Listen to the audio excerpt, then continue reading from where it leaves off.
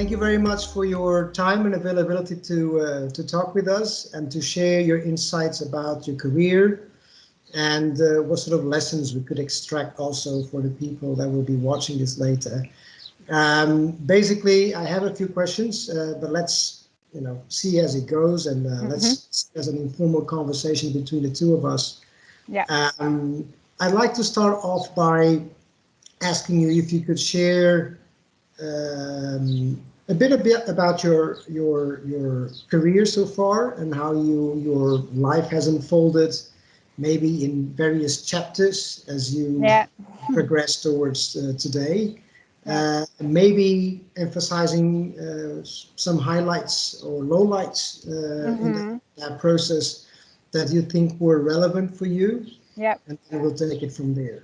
Yes. Okay. Sounds good. So I'm an entrepreneur today, but have not always been one, even though I've grown up with a entrepreneurial mom. And in hindsight, now being an entrepreneur and female entrepreneur, I realize how helpful this has been. But at the time, I did not realize that at all. I come from a pretty small city just outside of Amsterdam, and no one in my family before me had gone to university. And I went to university and I'm like, oh my God, this is wonderful. My bachelor's are in European studies, my master's from NOVA in management. And being in that environment of all these big corporates and management consultancies, I was like, oh, I'm going to be in an office and work on a computer. This sounds so almost like not a status thing, but it's like that sounds like success after doing this degree, or like an achievement. So I actually ended up working, doing my master thesis for NOVA at Microsoft back in the Netherlands, and working with them for a year after. And I was writing my thesis on talent development within big organizations. And I ended up working on their trainee recruitment team for the year after. And I realized as I was doing that I felt super passionate about communications within the organization, but also how to communicate change within the organization to employees. So I ended up, after Microsoft, joining Groupon when they were a hyper growth startup in London.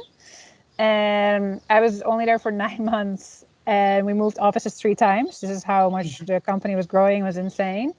And I actually applied for an HR role because I'm like, oh, I have 1.5 years of experience in HR. Seems like that's what I'm going to do then for a while. And in this interview with their HR director, I ended up sharing how passionate I was about better communications inside organizations, how I believe it's so important for people to be able to succeed and do their job well. So 2 days later, this woman calls me, Haley, and she's like, I'm thinking, we don't do any good internal communications. Maybe you should set that up here. And I was like, oh, this sounds fun. So I said to my partner at the time, we're moving to London. This is an awesome job. Let's do this. So we went to London, and I really enjoyed it. I learned so much about how to communicate internally inside organizations. And from there on, I spent the next 5 years working in corporate communications, but only shortly at Groupon because I was just a bit overwhelmed by the speed of change. Even though I like it, it was just to set stuff up that structurally helped improve was quite difficult. And I do love a challenge, but I felt that I wanted to do it in an organization where I could see the impact of the work much more. So I ended up joining Carlsberg, and that was really interesting because at the time they were going through a big organizational change. So it was actually mostly about helping communicate that change to the employees and how it would impact their ways of working. Yeah. And it was fascinating, and also learning about every department inside an organization for me was just so helpful. And even though you learn so much in university, but until you're actually there and talking with people and what that means for their job, it's just was super, super powerful for me to learn so much of all these different departments and how they work together. And then from there, went back to the Netherlands, worked for Nike, also doing their corporate communications. And then I got to a point where I was like, I'm not sure if I want to do all these big brands. It's really great, but I also really want to have a bigger impact on the world. I ended up quitting my job without having a plan, really, just knowing that I was going to do something that was innovative, entrepreneurial, and hopefully had some social impact. Yeah. And I ended up volunteering in Sri Lanka. So it was skills-based volunteering. I was helping small grassroots sustainable agricultural enterprises with some marketing and business plans, and just completely different. While I was there, I was doing some freelance writing work, which also really opened up my eyes to how you can design the lifestyle that you want and how it can be so much more flexible. And as an entrepreneur, obviously, you have way more control over that than working for someone else. So when I came back, I ended up working for Chivas, doing their Chivas whiskey. They have a 1 million fund for social entrepreneurs and an accelerator at Oxford University. So this for me was the perfect combination of it's still for big brand. I know that environment really well, but I know a lot about entrepreneurship and social innovation now, and I really want to learn even more. Yeah, yes, this is like this perfect combination of all these things. And then after that, I was doing this as a contractor. Ended up helping Booking.com set up their 2 million fund and 3-week accelerator for startups in sustainable tourism. And at this time, Christina, my co-founder, and I, we met when we were both working for Nike, actually, so years before.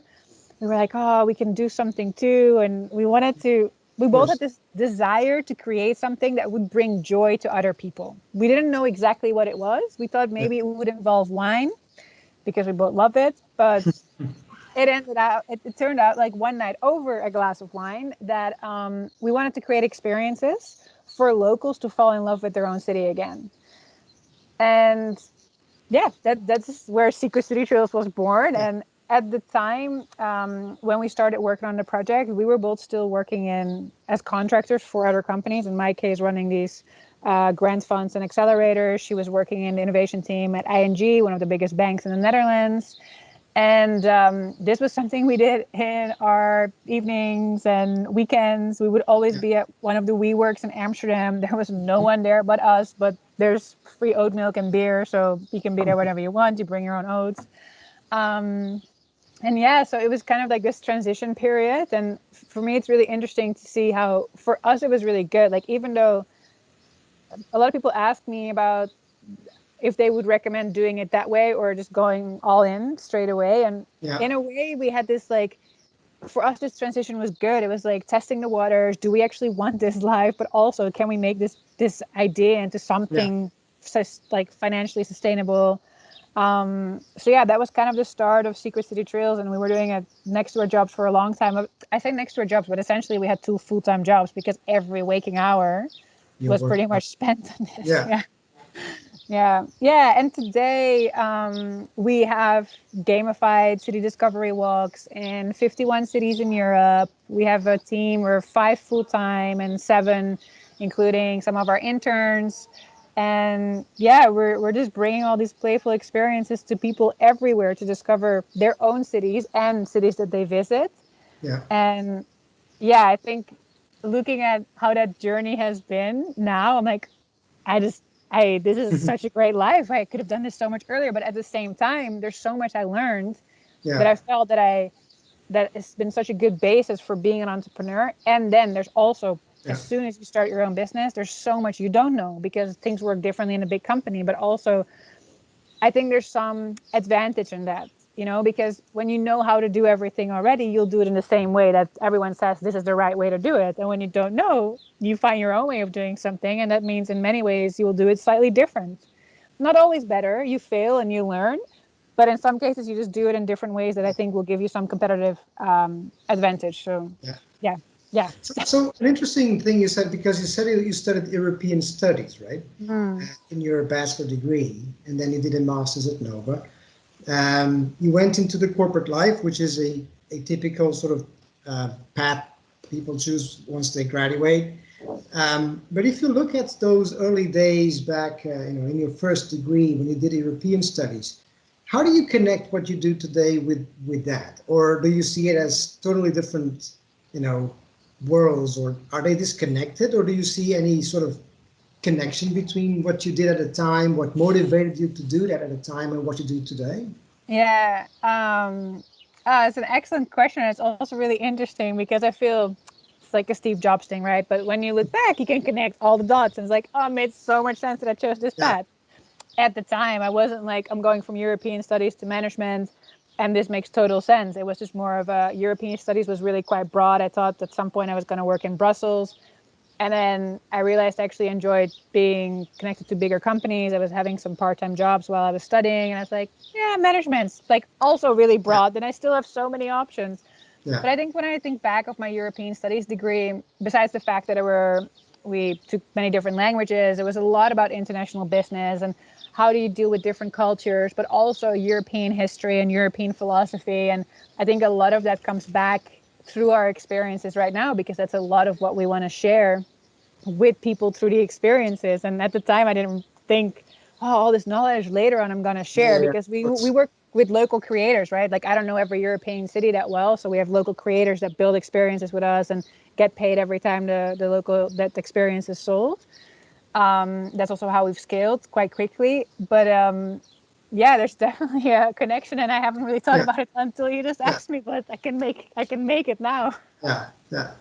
No, it's interesting you said, because it seems actually like it was all planned, right? Like, I do an European studies degree, and one day I'll come up with a company that will allow people to experience their own cities and travel around.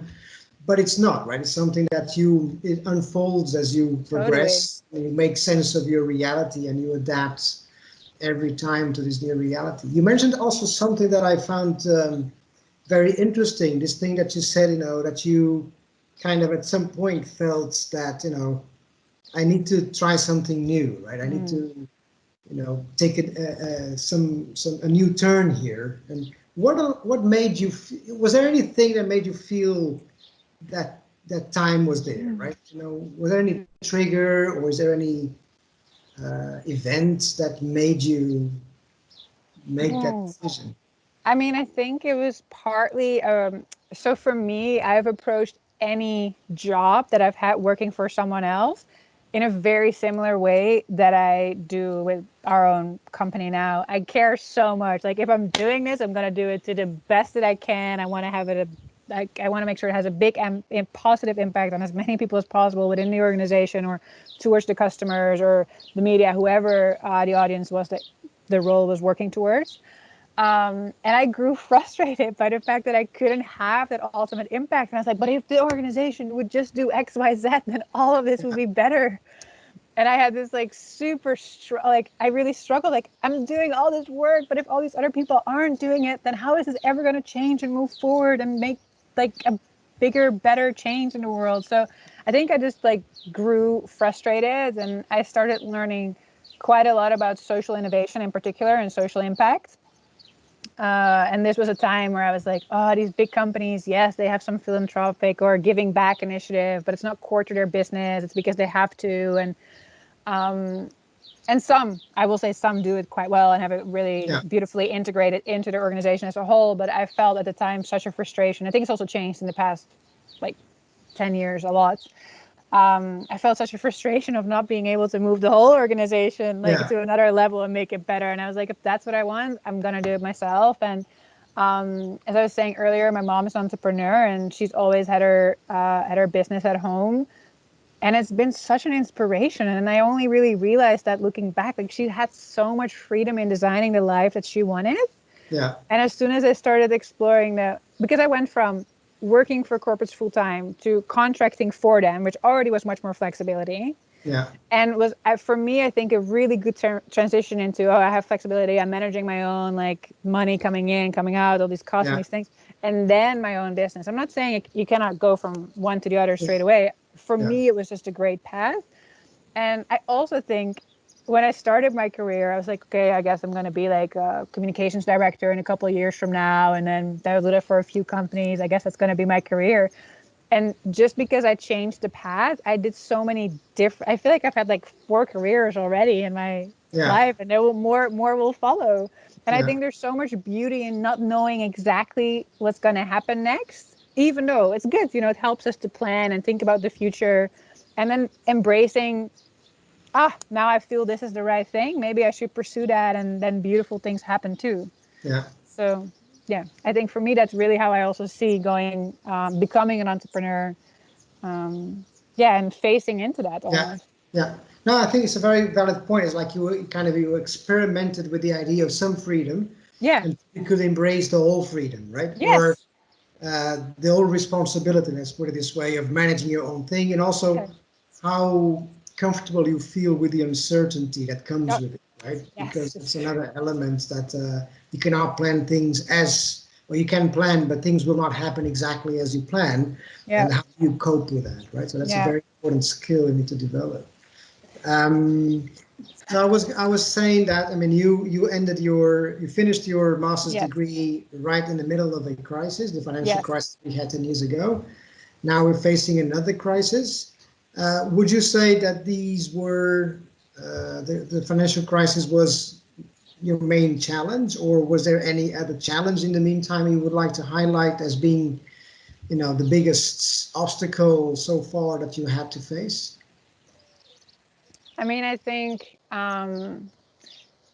looking back at the previous crisis and coming out of university, and actually for me it's interesting because I'm back in Portugal now, and I finished my master's in Portugal, and the crisis I think hit so much harder in Portugal than, for example, in the Netherlands, and I went back to Amsterdam to work there. So I feel like at the time I didn't feel the impact of it so much. I mean, there were still Yeah. corporate jobs, lots of them there, lots of opportunities.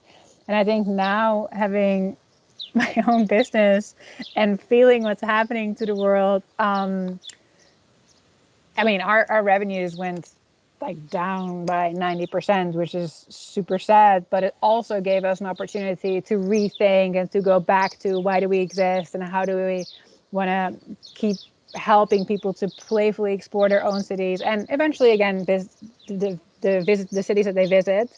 So it's been an interesting moment for us, but having said that, we were really blessed that we managed to raise some funding in February when Oh, things were wow. already kind of happening, but we Yeah. managed to close that round in February, from an airline even, Wow. their investment fund. So it's actually really interesting for us, and we feel like it's really like the fact that we managed to do that just before this and then this happened, that also gives us so much like confidence in like pushing through and believing Yeah. that just, I mean, what are the chances, like an airline investment Yeah, fund of course. just before the situation. Yeah. But it's hard, and I think also the other thing that happened, besides the fact that our business is impacted and we're like rethinking a lot on the strategy and product side, I think what's also really interesting is that I already talked a little bit about the freedom and the flexibility of your life as an entrepreneur, and we already created a lot of that, but now it's like a whole other level because we had to work remotely. We already had the flexibility for people to Yeah. work remote like a day a week, and people have unlimited holidays, and they respect this really well. Like, I find this so beautiful when you give people that freedom to choose how much time they need to recharge. They actually are so respectful about it, and we find that important in our own life, so we wanted the whole team to have that. And now we are all remote and it's working, but it's also difficult because we Yeah. miss some of these like interactions and stuff together. So I think it's not even only like this crisis is not even only changing like the business itself and maybe what products we offer or how we make the money, but also so much the cultures and how we work together. And like that's not us, just our team, that's all Yeah. teams. And it's finding all these new ways to adapt to it. That's been fun, but Yeah, hard. And it's I a think, challenge, yeah, but it's also about you being able to look into this, of course, as an opportunity to rethink exactly. business, to rethink how you work together, because we do so many things often, without thinking too much about it. We Exactly. just assume that's the way it is. Yes, And this forces us to take a step back and to reflect, right? And we have more absolutely. time for that as well. Yeah.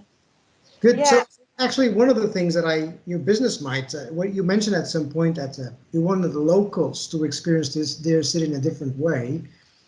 It might very well be that that sort of core mission gains even more prominence because people won't be Totally. traveling maybe as much. So now suddenly this local tourism is booming, I guess, at least in Europe. Most people will stay in their home countries. Maybe it's Exactly. actually translate into an even stronger sort of focus on your initial core. Absolutely. And it's very much what we're betting on. Like, we feel that the experience that we create and offer are so much more relevant now because it's all about being aware of your surroundings and reconnecting with it. And that gives you the same feeling that you have when you're on holidays when you're so open to discovering new things and all of that. So we feel this is such a great time for us. It's just hard to get people outside in places where it's not really that safe to go outside yet, or where there's quite serious restrictions still. Having said that, we see a great opportunity in this, and we're excited. I mean, it sounds really strange to say, but we're excited about this for our business. Yeah. Cool. So if you would say, looking at the experiences you had throughout your life, you mentioned the role model your mother played, also instead of setting an example for the life you could have. What do you think are the most important values and principles that define how you look at your life? Oh, the most important values and principles. I mean, I think freedom is a really big one. I've already mentioned it several times, and being able to design sort of the life that you want and the lifestyle, I think that really comes with different types of work. And then I think other things for me that are really important, I think curiosity and this desire to learn, which I have for all the work-related projects that I do, but also in general for so many things in life. And I think that's really something that's so important because, as I was mentioning earlier, as an entrepreneur, there's so much stuff that you didn't learn in school and that you don't know, and you're going to have to figure it out. And if you don't have this curiosity for all of it, that's going to be super hard, or harder at least to do and to enjoy, I think. Yeah. And then I think another value or more something that I feel has been really helpful to me is resilience. Just because you mentioned earlier the uncertainty, and for me, as I was saying, I was phasing into that, being a contractor before being an entrepreneur full time. But there's so much uncertainty that comes with this. We didn't know if we're going to raise our last round, and if we hadn't, I don't know if I'd be talking to you today about what I do today. About something else potentially. And also just the fact that once it's your own business, it's really personal. So it's finding that balance between, this is all of my life, not just the business anymore. And it's harder to separate. Your work and your identity become, of course, very much merged, right? Yes. Absolutely. Your work and your work defines you, and it becomes part of your identity very strongly. Yeah. So I guess it's true for any successful entrepreneur, right? Your work becomes an expression of who you are, right? Totally. So if you would look at the current crisis, and I mean, we've seen that of course, it is a difficult process, and it does have a lot of pain and suffering and difficulties, but it's also, as we've seen, opportunity, both for you personally in terms of as a team, but also for your business. And if you would have any recommendations or insights that you could share with people who are where you were maybe 10 years ago, starting their careers in a moment of crisis, what would those recommendations be? Maybe more I think it's hard to recommend, but to give some insight. Some insights. I think that's a better way to put it. I actually find it really interesting. We get so much advice from people all the time, right? There's always people that have something to say about your business. I advise you to do this, I recommend you to do this, and so personal, so individual. But insights, I mean, for me, and it's nice to say that looking back on the past 10 years, I think it was very much just being able to embrace some opportunities that came onto my path that I wasn't necessarily looking for, but they came, and saying yes to them, and that having led to, where I am today, obviously. And I think also the other thing for me as an insight is not being afraid to start again. Because as I said, I was in corporate communications. I decided to quit that life and go volunteer. And then I ended up running these startup funds and accelerators, which was entirely different. And it also meant that I would take a step back, for example, salary wise, but that was worth it because I just wanted to learn that. And I think, being open to try something again from scratch and learn something again, as you did maybe when you started your career. I think that's also been quite helpful, and I feel that now still too. Like sometimes we talk to potential partners to collaborate with, and then a completely different suggestion comes up, and we're like, we hadn't thought of that, but let's say yes to it and explore it. And if it works out, amazing, and if it doesn't, we learn something new anyways.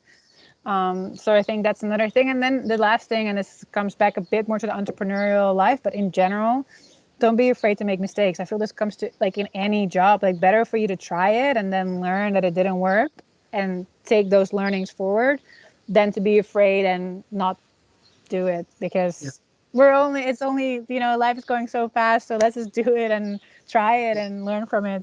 Yeah. That's true. I mean, that's one of the things that I'm particularly concerned with is that people, because of the crisis and because of the fear that comes with that they will play too safe somehow, right? And that they're going for certainty and find the right job and not.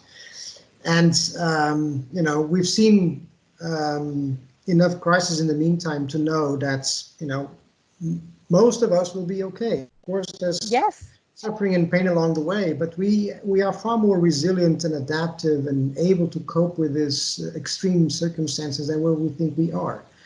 And that not to let that stop you from trying and experimenting and failing, getting up again and try it again. So I think you're a living example of how powerful it can be to embrace life like that. Yeah, and I also think just in response to what you're saying now around people playing it more safe now because of all the other there's so much uncertainty right now. So I understand that then it's nice if there's some parts that are less uncertain, that are more certain, like job related. Yeah. But in the end, like there's already so much uncertainty. It doesn't, like, let's add a little bit more to it. It's not really going to change, I think, so much your life.